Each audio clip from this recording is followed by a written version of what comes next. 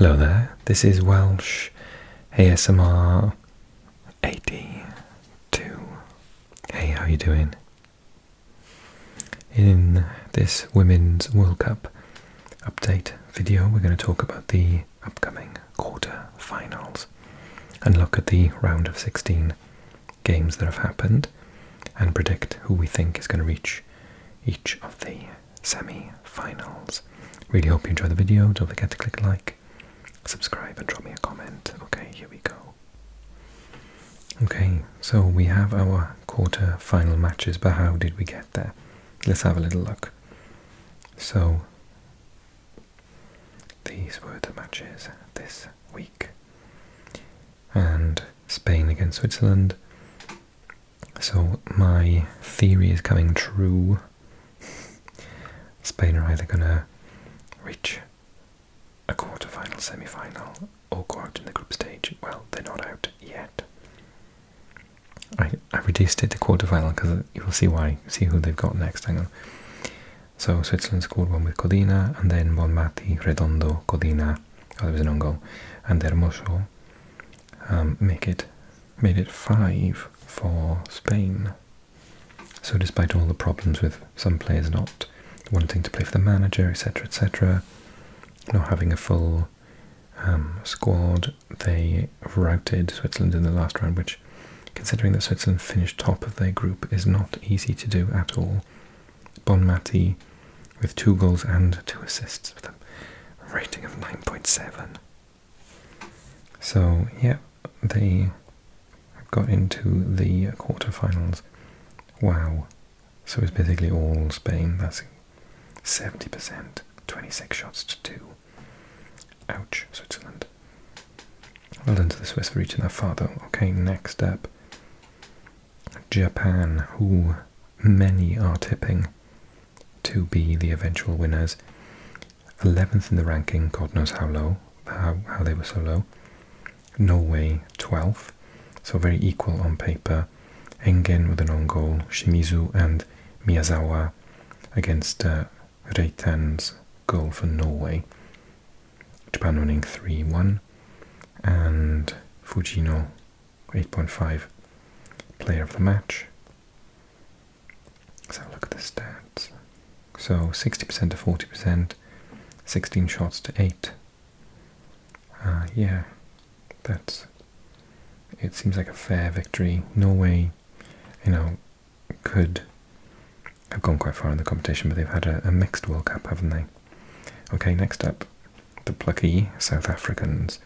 Very dangerous team. The Dutch were cautious, but won 2-0 thanks to Rode and Beierenstein. Player of the match was Rode with the goal. Beierenstein with 8, Martins with 11. Quite a few new names for me in this Dutch team. I don't recognise many of them.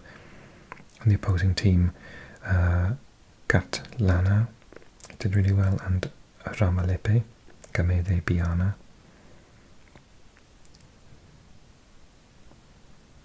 But quite dominated by the Dutch there. 70% possession, wow. 14 shots to 13 though, so South Africa are a counter-attacking team by the looks of it. Okay, next up then. Oh, I watched this match. It wasn't the best, I could be honest. And there'll be quite a few of you who are watching or either Swedish or American on this channel, so gotta say, it wasn't a bore fest. It wasn't, really, really boring. It's just very few opportunities on goal. To be honest, on the day the USA played better. But then some people might say the USA shouldn't have got out of the group because Portugal hitting the post in the last minute of injury time. So it went to penalties, 5-4 on penalties, and otherwise the player of the match should have been Sweden's goalkeeper. Yeah, predictably, Musovic was amazing, some absolute point-blank range saves, and set it up for penalties. Sonnet, player of the match. Oh, Sullivan, yeah, as well, on the side of the Americans. It said 7.2, 7.5. I thought some of these wide players ripped them to pieces at the back, but yeah, fair enough. Got lots of crosses in. So I said before the competition that I wanted either Sweden or Netherlands in the final, and I'm still on for both. But there can only be one because they're on the same side of the draw. 58 possession to 42, total shots 22 to 9. No big chances for Sweden. Apparently just one for USA, but I can remember at least 3. And that's that. And of course, in the actual penalty shootout, does it say the penalty shootout result? No, it doesn't. We had Megan Rapinoe miss a penalty. Such a horrible way for her to finish her international career. An amazing, amazing player. Okay, there's that one. And ironically, I said in the last video, it's good enough to have been the final. And often finals aren't the most entertaining match. Often the semi-finals are. And it did feel like a case of, you know, it was happening too soon in the whole competition. Okay, next up, England. I didn't watch the match. Just looking, it says England 4th in the world, FIFA, ranking 40th for Nigeria, but what I read was that Nigeria had the better of the sides. Ah, there's the penalty shootout. I must have missed it on the USA one. 4-2. And it says that England had a penalty ruled off by VAR. And then there was the red card for Lauren James right at the end. I read that Nigeria hit the post twice as well. So there we are. England are through to the quarterfinals, and I think part of being a world-class team is winning when you're not even playing well. And I think I wonder if people would agree with me that they haven't really played that well in this tournament, but they're winning, so that's all that matters, really. Okay, Australia. The dreams of the home nation are still alive. 2-0 winners against Denmark. Goals for Ford and Rasso. And player of the match was Ford. 8.3. And let's look at the stats. It was a lot for Denmark. 56% possession, 13 shots to 10. Interesting. Actually, I forgot to do that for England's match. What was the... pretty equal. A little bit more towards Nigeria at the end there. 44%, but 20 shots to 12, wow. But then 424 passes to 280. And then today's results were, well, today for me, recording this, yesterday for you.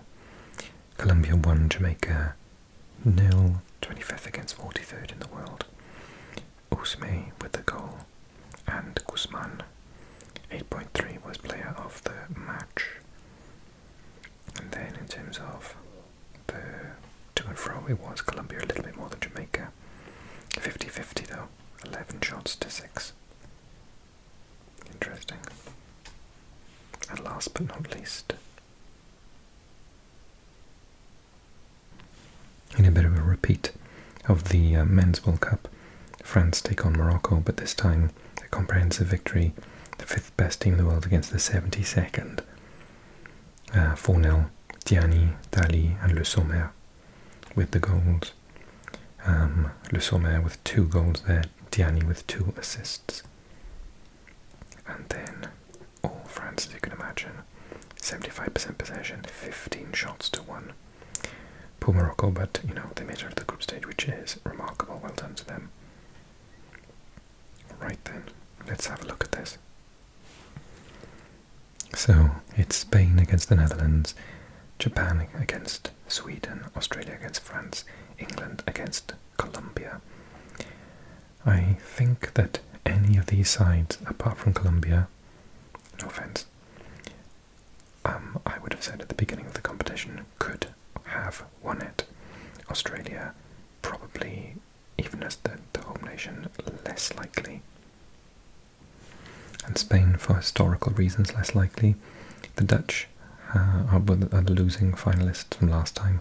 Sweden and Japan have both won it previously.